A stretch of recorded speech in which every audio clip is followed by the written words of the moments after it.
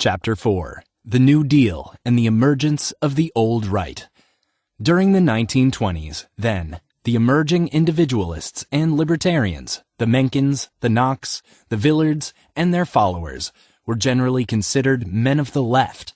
Like the left generally, they bitterly opposed the emergence of big government in 20th century America, a government allied with big business in a network of special privilege, a government dictating the personal drinking habits of the citizenry and representing civil liberties, a government that had enlisted as a junior partner to British imperialism to push around nations across the globe.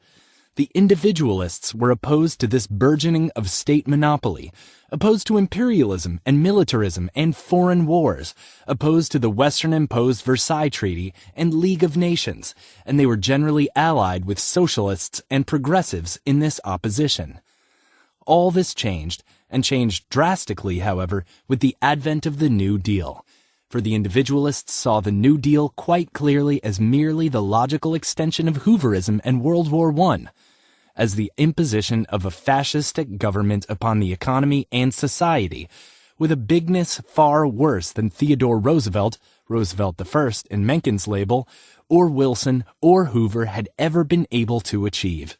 The New Deal, with its burgeoning corporate state, run by big business and big unions as its junior partner, allied with corporate liberal intellectuals and using welfarist rhetoric, was perceived by these libertarians as fascism come to America. And so their astonishment and bitterness were great when they discovered that their former and supposedly knowledgeable allies, the socialists and progressives, instead of joining in with this insight, had rushed to embrace and even deify the New Deal and to form its vanguard of intellectual apologists. This embrace by the left was rapidly made unanimous when the Communist Party and its allies joined the parade with the advent of the Popular Front in 1935. And the younger generation of intellectuals, many of whom had been followers of Mencken and Villard, cast aside their individualism to join the working class and to take their part as brain trusters and planners of the seemingly new utopia taking shape in America. The spirit of technocratic dictation over the American citizen was best expressed in the famous poem of Rex Tugwell, whose words were to be engraved in horror on all right-wing hearts throughout the country. I have gathered my tools and my charts. My plans are finished and practical. I shall roll up my sleeves, make America over.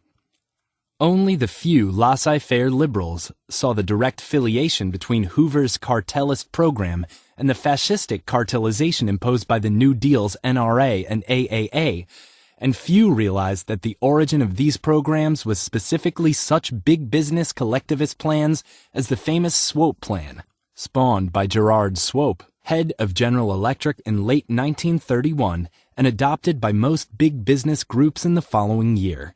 It was, in fact, when Hoover refused to go this far, denouncing the plan as fascism, even though he had himself been tending in that direction for years, that Henry I. Harriman, head of the U.S. Chamber of Commerce, warned Hoover that big business would throw its weight to Roosevelt, who had agreed to enact the plan, and indeed was to carry out his agreement. Swope himself, Harriman, and their powerful mentor, the financier Bernard M. Baruch, were indeed heavily involved both in drafting and administering the NRA and AAA. The individualists and laissez-faire liberals were stunned and embittered, not just by the mass desertion of their former allies, but also by the abuse these allies now heaped upon them as reactionaries, fascists, and Neanderthals. For decades, men of the left, the individualists, without changing their position or perspectives one iota, now found themselves bitterly attacked by their erstwhile allies as benighted, extreme right-wingers. Thus, in December 1933, Knox wrote angrily to Canon Bernard Iddings Bell, "I see I am now rated as a Tory. So are you, ain't it? What an ignorant blatherskite FDR must be. We have been called many bad names, you and I, but that one takes the prize." Knox's biographer adds that Nock thought it odd that an announced radical, anarchist, individualist, single taxer, and apostle of Spencer should be called conservative. From being the leading intellectual of his day, Mencken was rapidly discarded by his readership as reactionary and passé, unequipped to deal with the era of the Depression. Retiring from the Mercury, and thereby deprived of a national forum, Mencken could only see his creation fall into New Deal liberal hands. Nock, once the toast of the monthlies and reviews, virtually dropped from sight. Villard succumbed to the lure of the New Deal, and at any rate he retired as editor of The Nation in 1933, leaving that journal too in solidly New Deal liberal hands. Only isolated cases remained. Thus, John T. Flynn, a muckraking economic journalist, writing for Harper's and the New Republic, criticized the big business and monopolizing origins of such crucial New Deal measures as the RFC and the NRA. Isolated and abused, treated by the new dispensation as men of the right, the individualists had no alternative but to become, in effect, right-wingers, and to ally themselves with the conservatives, monopolists, Hooverites, etc., whom they had previously despised. It was thus that the modern right wing, the old right in our terminology, came into being, in a coalition of fury and despair against the enormous acceleration of big government brought about by the New Deal.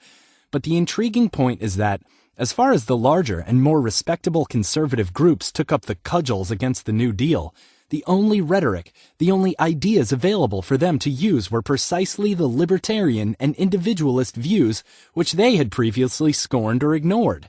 Hence, the sudden, if highly superficial, accession of these conservative Republicans and Democrats to the libertarian ranks. Thus, there were Herbert Hoover and the conservative Republicans. They who had done so much in the 1920s and earlier to pave the way for New Deal corporatism, but who now balked strongly at going the whole way. Herbert Hoover himself suddenly jumped into the libertarian ranks with his anti-New Deal book of 1934, Challenge to Liberty, which moved the bemused and wondering Nock to exclaim, "Think of a book on such a subject by such a man." A prescient Nock wrote, "Anyone who mentions liberty for the next 2 years will be supposed to be somehow beholden to the Republican Party, just as anyone who mentioned it since 1917 was supposed to be a mouthpiece of the distillers and brewers."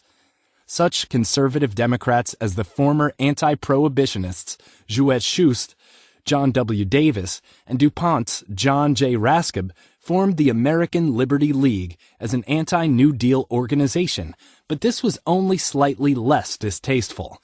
While Nock wrote in his journal of his distrust at the dishonest origins of the League, he already showed willingness to consider an alliance. The thing may open the way occasionally for something a little more intelligent and objective than the dreary run of propagandist outpouring. I shall look into it, and if a proper chance is open, I shall lend a hand. In fact, the individualists were in a bind at this sudden accession of old enemies as allies. On the positive side, it meant a rapid acceleration of libertarian rhetoric on the part of numerous influential politicians. And furthermore, there were no other conceivable political allies available. But on the negative side, the acceptance of libertarian ideas by Hoover, the Liberty League, et al., was clearly superficial and in the realm of general rhetoric only. Given their true preferences, not one of them would have accepted the Spencerian laissez-faire model for America.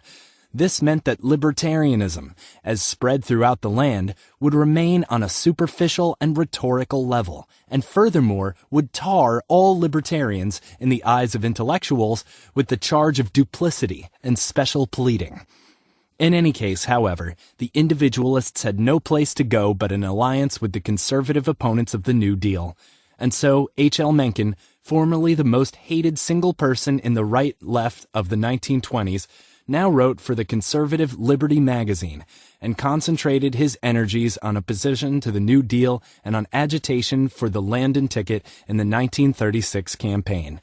And when the young libertarian Paul Palmer assumed the editorship of the American Mercury in 1936, Mencken and Nock cheerfully signed on as regular columnists in opposition to the New Deal regime, with Nock as virtual co-editor.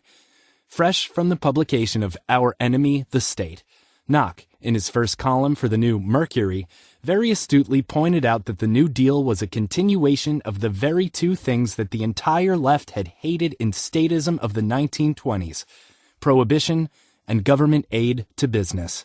It was like prohibition became in both cases a determined minority of men wished to do something to America for its own good, and both relied on force to achieve their ends. It was like the 1920s economically because Coolidge had done his best to use the government to help business, and Roosevelt was doing exactly the same thing. In other words, most Americans wanted government to help only them. This was the American tradition of rugged individualism. But the attempt was hopeless. In the eyes of the bulk of the intellectuals and of the general public, Knock, Mencken, and the individualists were simply conservatives and extreme rightists, and the label stuck. In one sense, the conservative label for Knock and Mencken was, and had been, correct, as it is for all individualists in the sense that the individualist believes in human differences and therefore inequalities.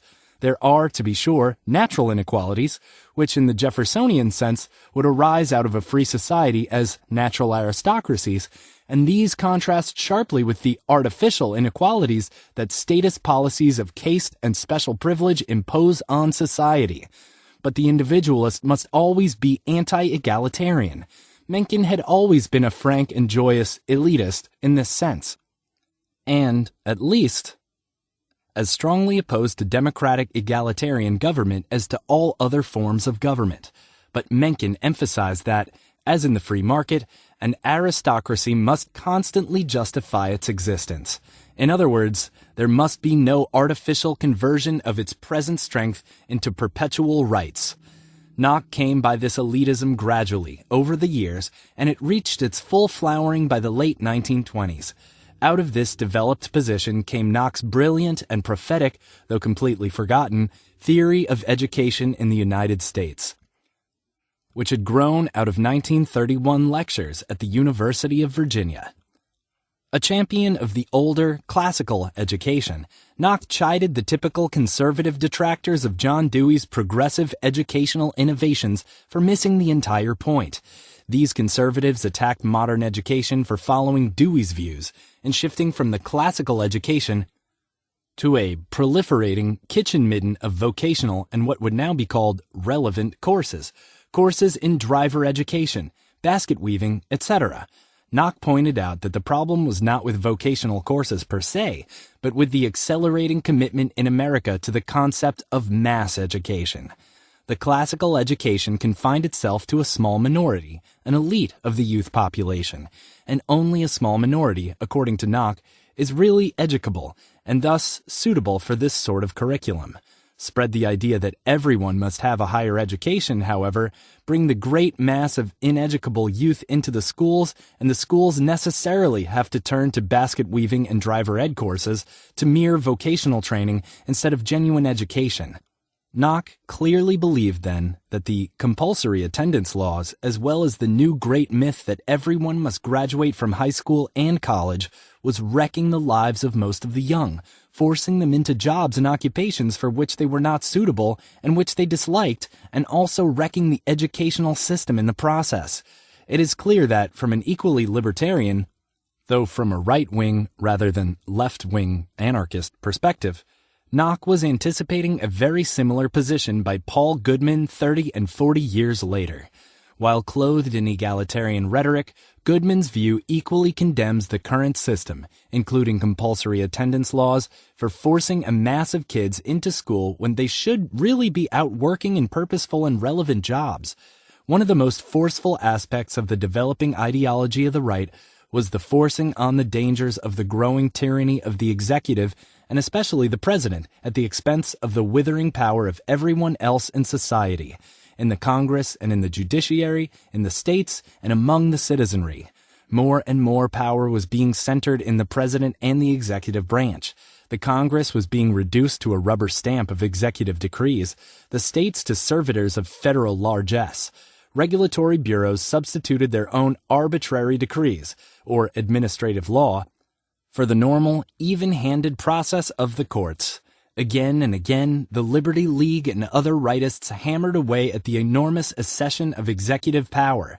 It was this apprehension that led to the storm and the defeat of the administration over the famous plan to pack the Supreme Court in 1937, a defeat engineered by frightened liberals who had previously gone along with all New Deal legislation. Gabriel Coco, in his brilliant Triumph of Conservatism, has pointed out the grave error in liberal and old left historiography of the alleged reactionary role of the Supreme Court in the late 19th and early 20th centuries in striking down regulatory legislation. The court has always been treated as a spokesman of big business interests trying to obstruct progressive measures. In truth, these judges were just honest believers in laissez-faire who were trying to block statist measures engineered by big business interests. The same may one day be said of the reactionary 9 old men who struck down New Deal legislation in the 1930s. One of the most sparkling and influential attacks on the New Deal was written in 1938 by the well-known writer and editor Garrett Garrett. Garrett began his pamphlet, "The Revolution Was," on a startlingly perceptive note. Conservatives, he wrote, were mobilizing to try to prevent a statist revolution from being imposed by the New Deal. But this revolution had already occurred. As Garrett beautifully put it in his opening sentences, there are those who still think they are holding the pass against a revolution that may be coming up the road. But they are gazing in the wrong direction. The revolution is behind them. It went by in the night of depression, singing songs to freedom. The New Deal, Garrett charged, was a systematic revolution within the form of American laws and customs. The New Deal was not, as it superficially seemed to be, a contradictory and capricious mass of pragmatic error. In a revolutionary situation, mistakes and failures are not what they seem. They are scaffolding. Error is not repealed. It is compounded by a longer law, by more decrees and regulations, by further extensions of the administrative hand. As Delaude said in The Green Pastures, that what you have passed a miracle, you have to pass another one to take care of it. So it was with the New Deal. Every miracle it passed, whether it went right or wrong, had one result. Executive power over the social and economic life of the nation was increased. Draw a curve to represent the rise of executive power, and look there for mistakes. You will not find them. The curve is consistent. The New Deal and businessmen were using words in 2 very different senses, added Garrett, when each spoke of preserving the American system of free private enterprise. To the businessmen, these words stand for a world that is in danger and may have to be defended. But to the New Deal, they stand for a conquered province. And the New Deal has the correct interpretation, for the ultimate power of initiative has passed from private enterprise to government. Led by a revolutionary elite of intellectuals, the New Deal centralized political and economic power in the executive, and Garrett traced this process step by step. As a consequence, the ultimate power of initiative passed from private enterprise to government, which became the great capitalist and enterpriser. Unconsciously, business concedes the fact when it talks of a mixed economy, even accepts it as inevitable.